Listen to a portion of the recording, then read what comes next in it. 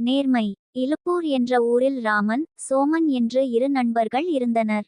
இருவரும் ஓரளவு படித்திருந்த போதிலும் எவ்வித உத்தியோகமும் கிடைக்காமல் தாம் ஊரில் ஏதேதோ வேலைகளைச் செய்து பிழைத்து வந்தனர். ராமன் தனக்கு கிடைக்கும் வருமானம் போதாமல் போனதால் கோபம் கொண்டு அந்த கோபத்தை தன் மனைவி, மக்கள் மீது காட்டி வந்தான். சோமனோ தனக்கு கிடைத்ததை கொண்டு திருப்தி அடைந்து வாழ்க்கை நடத்தி வந்தான். ஒருநாள் ராமன் சோமனிடம், சோமா, நமக்கு திடீரென ஒரு புதையல் கிடைத்தால் எவ்வளவு நன்றாக இருக்கும் என்று கேட்டான். ராமா, இப்படியெல்லாம் நினைக்காமல் பாடுபட்டு நேர்மையாக இருந்து பணம் சேர், அதுதான் நல்லது என்றான் சோமன். சில நாட்களுக்கு பிறகு ராமனும் சோமனும் ஏதோ ஒரு வேலையின் பொருட்டு பட்டணத்திற்கு கிளம்பினர். வழியில் ஒரு பை கிடந்ததை கண்ட ராமன் மகிழ்ச்சியுடன் அதனை எடுத்து வந்தான். அதில் 50,000 இருப்பது கண்டவன், ஆகா, என் அதிர்ஷ்டமே அதிர்ஷ்டம், இதனால் எவ்வளவு சந்தோஷப்படுகிறேன் தெரியுமா? கடவுளே என் நிலையை பார்த்து இதை எனக்கு கொடுத்திருக்கிறார். இதை நாம் இருவரும் சமமாக பங்கிட்டு கொள்ளலாம் என்றான். சோமனோ, வேண்டாம், இது யாரோ தொலைத்து விட்ட பணம். நாம் இப்பையை கிராம அதிகாரியிடம் ஒப்படைத்து விட்டால் அவர் விசாரித்து இதை உரியவரிடம் சேர்த்து விடுவார். அதனால் பணம் உரியவரிடம் சேர்ந்து விடும். மற்றவர் பணத்துக்கு நாம் ஆசைப்படக்கூடாது. நாமே உழைத்து பணம் சம்பாதித்து கிடைத்ததை கொண்டு திருப்தியுடன் வாழ்வதுதான் நல்லது என்றான். ராமனோ, முடியாது, எனக்கு கிடைத்ததை நான் ஏன் கொடுக்க வேண்டும்? வழியில் எனக்கு கிடைத்தது. இது யாருக்குச் சொந்தம் என்பதும் எனக்கு தெரியாது. பணம் கிடைத்த போதும் நீயும் என்னுடன் இருந்தாய், அதனால் உனக்கும் நான் பங்கு கொடுத்தே ஆக வேண்டும்.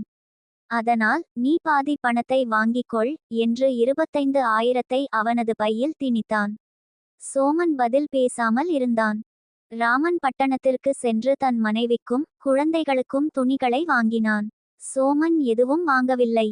இந்த சம்பவம் நிகழ்ந்த ஒரு மாதத்திற்கு பின் சோமன் ராமனிடம் சென்று, ராமா, எனக்கு பட்டணத்தில் உத்தியோகம் கிடைத்துவிட்டது.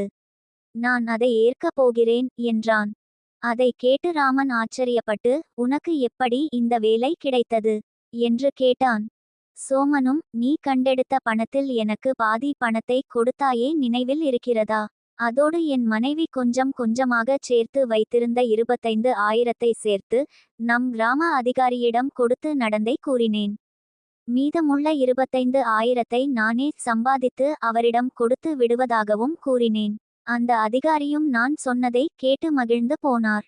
அவரும் விசாரித்து அந்த பணப்பை நம் ஊரில் காய்கறி வியாபாரம் செய்யும் நல்லசாமியின் பணம் என அறிந்து அவனிடம் ஒப்படைத்து என்னை பற்றிச் சொன்னார். நல்லசாமிக்கு அரசாங்க பொக்கிஷ அதிகாரியை தெரியும். அரசாங்க பொக்கிஷத்தில் தினமும் லட்சம் ரூபாய்க்கு குறையாமல் வரவு வந்து கொண்டே இருக்கு. அதற்கு கணக்கு எழுதி நாணயமாய் காத்து வர ஒருவன் தேவை என அவர் நல்லசாமியிடம் கூறினார். நல்லசாமி என்னை பற்றியும் நான் நேர்மையுடன் பணத்தை கிராம அதிகாரியிடம் ஒப்படைத்ததை பற்றியும் விவரமாக கூறி என்னை சிபாரிசு செய்ததால் எனக்கு இந்த உத்தியோகம் கிடைத்தது என்றான்.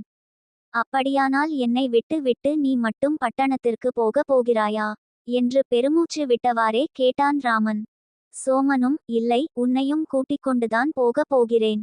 நல்லசாமியிடம் உன்னை பற்றி கூறி உன் ஏழ்மைதான் உன்னை ஆசை கொள்ளச் செய்கிறது என்றும் உன்னை அவனது வியாபாரத்தில் கூட்டாளியாக சேர்த்து கொள்ளும்படியும் கூறினேன். அவனும் அதற்கு சம்மதித்தான். எனவே நீயும் என்னோடு கிளம்பு என்றான். சோமா, நேர்மையாக நடந்தால் நிச்சயம் நல்ல பலன் என்பதை உணர்ந்தேன். இனி உன்னை போலவே நானும் நடக்கிறேன் என்றான் ராமன். இரு நண்பர்களும் பட்டணத்திற்கு போய் தம் வேலைகளைச் செய்து கொண்டு சுகமாக வாழ்ந்தனர்.